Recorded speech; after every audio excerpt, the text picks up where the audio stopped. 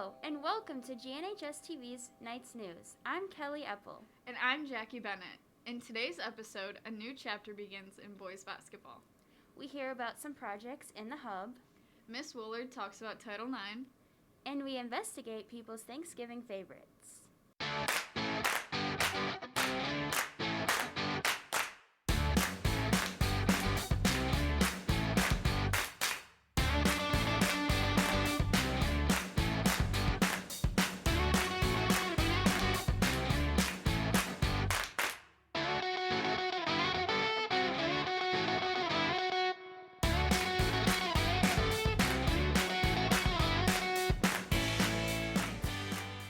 In our first story, Jack Deerig shines the whole night spotlight on Peter Meyer. One of the important parts of being a knight is giving back to your community. My name is Jack Deerig with GNHS-TV, and today we're going to be looking at how one of our students, Peter Meyer, decided to give back to his community. Peter decided to help his community by doing an Eagle project. They're a great way to help give back, but not everybody knows what they are. So an Eagle project is a service project that you can do for the community. There's a few different ways that you can go about doing an Eagle project. You can do like a food drive, or you can build something physical like we did over here with the playground border. But it's really just an overall community service project. Knowing what an Eagle Scout project is, it's easy to see why they're so important. We decided to do a little bit more investigating to figure out why Peter had everyone come out on this cold November morning. So my project was removing old playground borders and replacing them with new wooden ones at Caboose Park. And we did one around the slide and then around the teeter totter. The township was very appreciative of all the help Peter did to make the playground look nice. And Peter was very appreciative of all the people that came out to help him do it. Yeah, I always like to come to these projects to help out my friends, and it's good to get some community service hours, and also just to help out the community and help out the park here. Hearing from the people that helped out begged the question as to what was in it for Peter. To get Eagle, there's different merit badges, which are like different activities. So there's like cooking, personal fitness, swimming, different stuff like that. You obviously have your Eagle project, and then just different types of service throughout. As Peter mentioned, community service is an important part of scouting, and every scout that wants to get to Eagle does an Eagle project. We got to hear about some future plans for an Eagle project. I'm going to be building some picnic tables for Oakland Elementary School so that they can have some outdoor seating, and so all the kids can go outside and take a mask break and take the masks off. They're going to be sitting 6 feet apart. Peter's project went very well. It looks great, everyone got service hours, and the community will benefit for years to come. With GNHS-TV, this is Jack Deerig, signing off. Thanks, Jack. It's good to see the whole night spirit helping out the community. Next, Kelly looked into what's new with the boys basketball team this year. Hi Knights, it's Kelly Eppel, and today I interview people within the basketball community about the change within the program. How will the atmosphere of basketball games change with fans? I feel like it'll change a lot. It changes just the atmosphere in the gym. If you make a shot, people like getting out, that'd be like really good. Like especially like the Central game, like when you have a bunch of people there, like that just makes it 10 times better. How is playing this year different from previous years? I feel it'll be different because we have a new coach and he just brings like a new atmosphere to the team, and we have a lot of returning people, so like we have the chemistry that's there, and I feel like that'll just be a good season. To start off the season, the team's first games are in a Johnsburg tournament on November 22nd and November 23rd. How is superfanning this year at basketball games different from last year? It's different because last year you weren't able to have too many fans, and students weren't really willing to come out. But this year, I can tell there's a lot of excitement coming into the basketball season. We have a lot of trust in our guys to put up a couple of dubs and even win conference this year. So hopefully that works out for us. What are some cultural changes you're bringing to the team? So a big piece of what we're trying to do is we want the players to feel connected on and off the court. So we started doing a lot of team building things in the summer where we'd have the seniors get together for breakfast before summer camp and things of that nature. We're doing a community service project where we're going to get the varsity guys out to a wheelchair basketball practice. And the main goal and motivation is just to have the players connect and have them feel close and bonded together on and off the court. I also feel like I'd like to bring a culture, a positive culture, a culture of positivity where we're celebrating successes and also working on getting better in areas that we have to improve upon.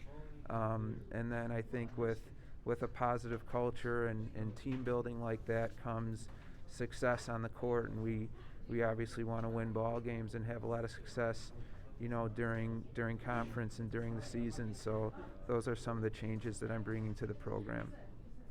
Hey Knights, thanks for watching. Make sure you come to a basketball game. Speaking of changes, there have been many at the Hub this year. Danielle and Nyring caught us up with Miss Paul about some of the programs going on this month. Hi, my name is Emily Paul and I'm the Library Media Assistant in the Hub at Grayslake North. We've been undergoing a lot of renovations in the Hub recently to try to make it more multi-purposeful and make it a space for not just studying, not just schoolwork, but we're trying to expand on the activities and the resources that we offer in the Hub. So in doing so, we've been coming up with some ideas for different programming that we're introducing to the students. One of the things that I'm working on personally for the month of November is centered around the theme Creativity is Everywhere. That being said, creativity is everywhere. You can do a lot with that theme. So what we're actually kind of honing in on right now is taking some of our old library books that are old and outdated, and we're going to either be sent off to different homeless shelters or prisons and things like that. We saved a couple books. We're actually in the process of deconstructing them, and we're going to turn them into some crafts for some students to be able to do while they're in the library. So one of the ones that I'm focusing on right now is called Blackout Poetry. Blackout Poetry can be a lot of different things, but the main purpose of it is to take a already established piece of literature, whether that's a page of a book, whether that's a newspaper, an essay, and you're breaking it up into a different type of story. So you're taking the work that's already on the page and kind of making it your own. There's various different examples you can do. You can use Sharpie to be able to cross off some of the words that you don't want to use and circle the ones that you do. You can use paint, you can use whiteout. There's something called mapping poetry, where you circle the words and then draw a line to the next word in the poem. Miss Nielsen is actually in the process of working on something called corner bookmarks. So to kind of go along with that creativity is everywhere, taking some paper, repurposing it into something new, and being able to fold it into type of like origami and being able to put that into the book that you're reading. So between the Blackout Poetry and the corner bookmarks, those are the two main programs that we'll be working for in November.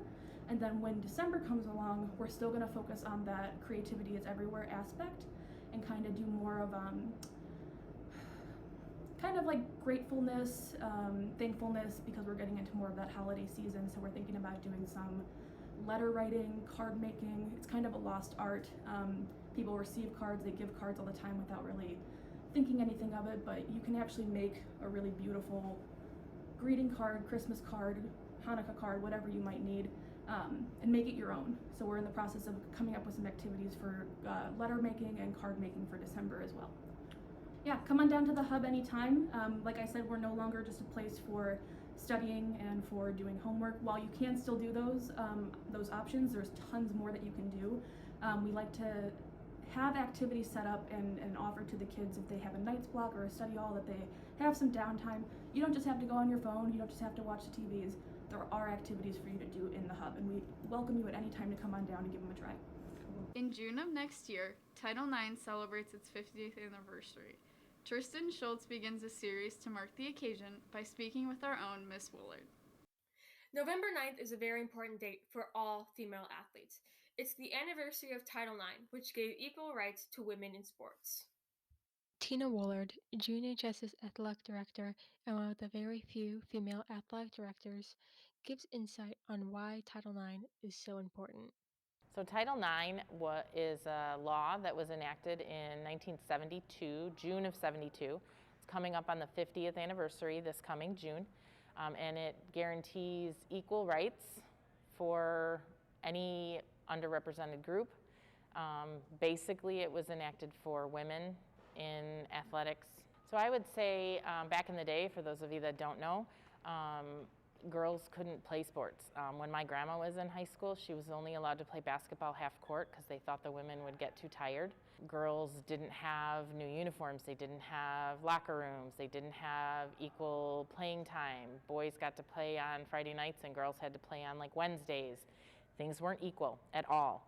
Everybody has equal rights and should have an equal opportunity to participate, enjoy what they're doing, and have equal equipment and access to facilities, all of those types of things. When we built this school, we looked at, okay, we need a female locker room that's equivalent to the male locker room. We built a new weight room over here. So we had to look at, are we going to put the female locker rooms over here, keep the male locker rooms over there? We need to be cost efficient, but we also need to make sure that there's equal number of lockers and there's equal number of showers and there's equal accessibility, that the girls that are in sports can get to their locker room and it's not on the other side of the planet. Do you replace your boys' uniforms more often than you replace your girls? We don't here. We have equal rotation of uniforms. Girls didn't get new uniforms. They got like the leftovers from the boys. And maybe, I hope that sounds crazy to you because you're younger. I really hope so. I hope we can celebrate our female athletes and that we have female coaches that can serve as role models so that girls that are in sports, girls that are in activities can see people that look like them serving in those roles, so that if you are an athlete and you think you want to be a coach someday, that you don't only see male coaches in front of you and think that, well, that's a male thing, I can't do that.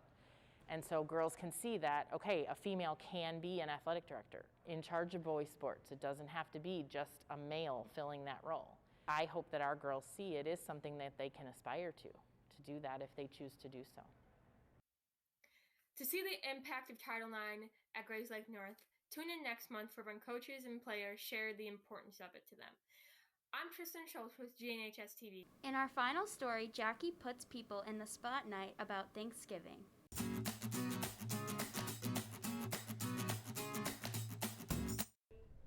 Hi Knights, this is Jackie Bennett. Today we took to students and staff to ask them what their favorite Thanksgiving food item is.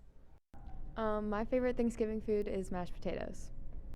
My favorite Thanksgiving food is stuffing. Welch's sparkling grape drink. My favorite Thanksgiving food is sweet potato casserole with all the sweet stuff on top. My favorite Thanksgiving food is mashed potatoes. Hey, gorgeous. I'd say pumpkin pie is my favorite thing to eat on Thanksgiving. I mean, it's just the perfect delicacy, and every bite of it is just so tasteful, and yummy. Is just amazing. Definitely pumpkin pie. Thanks for tuning in, Knights. Have a happy Thanksgiving. Thanks for tuning in to Night's News. We'll see you next time.